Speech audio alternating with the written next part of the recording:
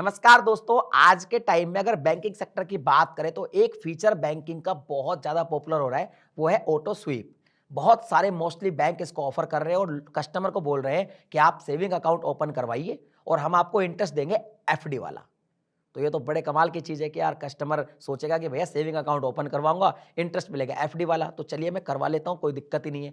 लेकिन यहाँ पे भाई साहब बहुत सारा झोल भी है जो आपको बैंक का कर्मचारी नहीं बताएगा, वो आपका भाई आपको बताने वाला है। इस वीडियो के अंदर कंप्लीटली आपको बताऊंगा किन के लिए बेनिफिट है, किन के लिए नुकसान है और क्या सच में एफडी का इंटरेस्ट सेविंग अकाउंट पे मिलता है, सारी चीजें पता चलेगी। आपको क्या करना है, वीडियो पसंद आए तो वीडियो को लाइक कर देना है, चैनल को सब्सक्राइब कर देना है, क्योंकि फिनो योगी चैनल पर हम क्रेडिट कार्ड, बैंकिंग, लोन्स, इनके रिलेटेड वीडियोस बनाते रहते हैं। सबसे पहले हमें दो चीज समझनी पड़ेगी, एक तो एफडी कैसे काम करती है, एक ऑटो स्वीप फीचर क्या है और कैसे काम करता है, और सेविंग अकाउंट क्या है। देखिए, सेविंग अकाउंट एक सिंपल सी चीज है, आप अपना सेविंग अकाउंट एक ओपन कराते हैं और उसमें जैसे सेविंग पैसा सेव करते हैं, पैसा डाल देते हैं और उस पर इंटरेस्ट कम होता है। और एफडी क्या होता है, एक फिक्स डिपॉजिट कराते हैं कुछ टाइम के लिए और उस पर इंटरेस्ट थोड़ा सा ज्यादा होता है। अब ये ऑटो स्वीप फीचर कैसे काम करेगा, जैसे मान लो, बहुत सिंपल तरीके से समझाने का ट्राई कर रहा हूं। मान लो आपने एग्जाम्पल के लिए एसबीआई में एक अकाउंट ओपन करवाया, वैसे तो आप किसी भी बैंक में करवा सकते हो, मोस्टली सभी बैंक इस ऑटो स्वीप फीचर को आजकल जो है ऑफर कर रही है। लेकिन एग्जाम्पल के लिए मैंने सेविंग अकाउंट करवाया एक एसबीआई के अंदर। मैंने अपने अकाउंट में थ्रेशोल्ड लिया कि भाई 50,000 रुपए से ऊपर जो भी रकम मेरे अकाउंट में रहेगी वो ऑटो स्वीप हो जाएगी, यानी कि ऑटोमेटिक उसकी एफडी बन जाएगी। मुझे कुछ नहीं करना, सारा सिस्टम काम करेगा, ऑटोमेटिक एफडी बनेगी। तो अब ये काम कैसे करेगा, जैसे मान लो 50,000 रुपए मेरे अकाउंट में पड़े हुए हैं, तो 50,000 का तो थ्रेशोल्ड है, वहां तक तो रहेगा वो पैसा मेरे सेविंग अकाउंट के अंदर। और इसके ऊपर मान लो सपोज 10,000 और जमा हो गया, वो 10,000 चला जाएगा, एफडी बन जाएगी उसकी। फिर 10,000 आया, फिर उसकी एफडी बन गई।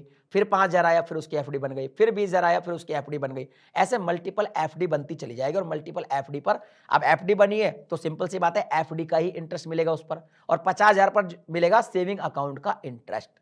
अब मान लो मेरे को जरूरत पड़ी 60,000 रुपए की और 60,000 रुपए में विड्रॉ करने गया, तो इस केस में क्या होगा कि 50,000 तो मेरा सेविंग अकाउंट से विड्रॉ होगा और जो बाकी का 10,000 है ना, उसमें कोई एफडी मेरी ब्रेक होगी और वो ऑटोमेटिक होगी, हमें कुछ नहीं करना, वो एफडी हमारी ब्रेक हो जाएगी उस टाइम, और बाकी की जो मल्टीपल एफडी है वो चलती रहेगी, उन पे एफडी का इंटरेस्ट मिलता रहेगा। अभी तक आपको बहुत कमाल का फीचर लग रहा होगा कि हाँ यार सच में एफडी का इंटरेस्ट मिलता है, लेकिन इससे बहुत सारे लोगों को नुकसान भी होता है। किनको फायदा होता है, अब अगले एग्जाम्पल से आप समझ जाएंगे। देखिए, इसमें मेन झोल क्या है वो समझिए। मान लीजिए कि मैंने एक एसबीआई में अकाउंट ओपन करवाया और मैंने 50,000 रुपए जमा करवा दिए।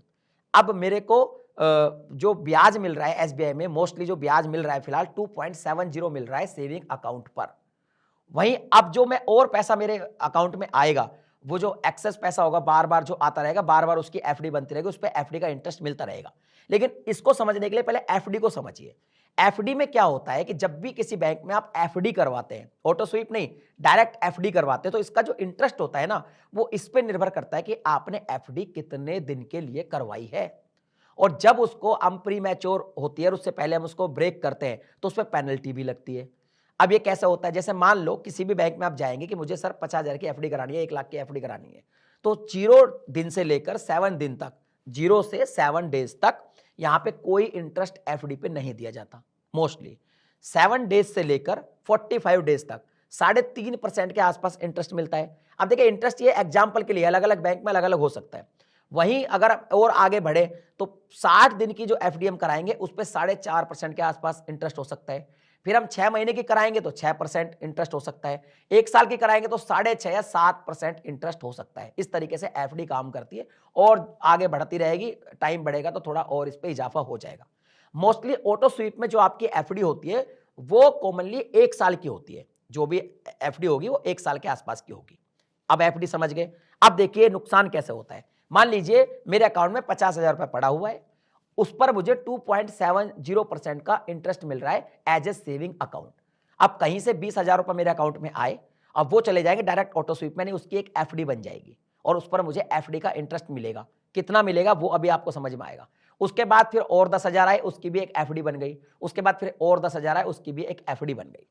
अब मुझे कभी भी मान लो पैसे की जरूरत पड़ गई, सपोज 60,000 रुपए की जरूरत पड़ी, मैं बैंक में गया, मैंने 60,000 रुपए को विड्रॉ कर लिया, तो देखो 50,000 जो विड्रॉ होंगे ना वो तो मेरे सेविंग अकाउंट से होंगे, लेकिन बाकी का जो 10,000 रुपए एक्स्ट्रा है उसका कोई ना कोई एफडी मेरा ब्रेक होगा, जो ऑटो स्वीप के थ्रू एफडी बनाए वो ब्रेक होगा। अब जो ब्रेक होगा ना, यहीं पर झोल है। देखिए, मोस्टली जो एफडी होती है ऑटो स्वीप में वो 1 साल के लिए होती है। अब मान लो कि मेरा जो विड्रॉ करने का टाइम था वो ये था कि मान लो मेरी जो पैसा आया था एक्स्ट्रा वो आया था आज, और मेरे को 3 दिन बाद ही जरूरत पड़ गई पैसे की, और 3 दिन में मैं पैसा लेने चला गया, तो 0 से 7 डेज की जो एफडी ब्रेक होती है उस पर क्या होता है जी, 0% ही इंटरेस्ट मिलता है।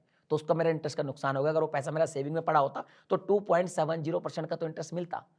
अब मान लीजिए कि मैंने को 40 दिन के बाद जरूरत पड़ी, मैं 40 दिन के बाद गया और मैंने क्या किया, अब 60,000 रुपए निकलवाए, तो अब 50,000 तो मेरे सेविंग अकाउंट से निकल गए, वो 10,000 की फिर एफडी ब्रेक हो गई।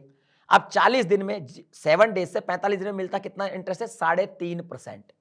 अब 3.5% इंटरेस्ट मिलेगा तो मैं सोचूंगा कि यार 2.70 मिलता है, अगर मेरा सेविंग में पड़ा होता तो। एफडी में मैंने कराया तो 3.5% मिल गया, लेकिन यहां पे हमें पेनल्टी लगेगी। पेनल्टी कैसे लगेगी, एफडी ब्रेक करने पर 1% की जो इंटरेस्ट है वो पेनल्टी लगती है। तो 3.5% में से 1% आप कट कर लो तो कितना हुआ, 2.5%। तो वो पैसा 40 दिन तक मेरा पड़ा रहा एफडी में, फिर भी मुझे नुकसान हुआ। अगर वो मेरा सेविंग में पड़ा होता तो 2.70% के हिसाब से इंटरेस्ट मिलता।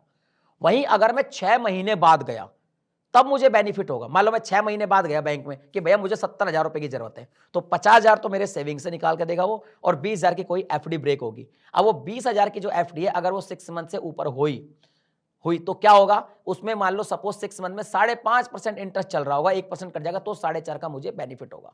तो कुल मिला के ऑटो स्वीप उन लोगों के लिए बिल्कुल भी बेनिफिशियल नहीं है जो ज्यादा बार बार ट्रांजेक्शन करते हैं। व्यापारी टाइप के लोग हो गए, बिजनेसमैन हो गए, दुकानदार हो गए, जो बार बार ट्रांजेक्शन करते हैं, उनके लिए कोई बेनिफिट नहीं है। उनके लिए सेविंग अकाउंट ही ठीक है, कम से कम 2.70% तो मिल रहा है, ठीक है, या किसी बैंक में 3% अलग अलग बैंकों में अलग अलग मिल रहा है। लेकिन अगर कोई ऐसा व्यक्ति है जो कभी कभी पैसे की जरूरत पड़ती है उसको, और उसका पैसा पड़ा रहता है, साल भर पड़ा रहता है, 6 महीने पड़ा रहता है, उसके लिए ऑटो स्वीप काफी काम का फीचर है। क्योंकि अगर पैसा लंबे टाइम तक उस ऑटो स्वीप के थ्रू एफडी में पड़ा रहेगा तो ऑब्वियसली बात है कि आपको इंटरेस्ट ज्यादा मिलेगा। तो कुल मिला के जो ऑटो स्वीप फीचर है वो आप पे निर्भर करता है कि आप किस तरह से बैंक से लेन देन करते हो। अगर बार बार लेन देन करते हो तब तो आपके लिए काम का नहीं है, और अगर पैसे को आप सच में सेव कर रहे हो और वहां पे सेविंग कर रहे हो, पटक रहे हो पैसे को बैंक में, और बार बार आप जो है पैसा निकाल नहीं रहे, तो ही आपके लिए बेनिफिशियल है। मैंने दोनों चीजें आपके सामने रख दी। अब आप खुद देखिए कि आप किस तरह के व्यक्ति हैं और बैंक के अकाउंट को किस तरह से यूज करते हैं। अगर अभी भी कोई आपका डाउट है तो कमेंट में लिख देना। मिलता हूं अगले वीडियो में नए टॉपिक के साथ, तब तक के लिए जय हिंद।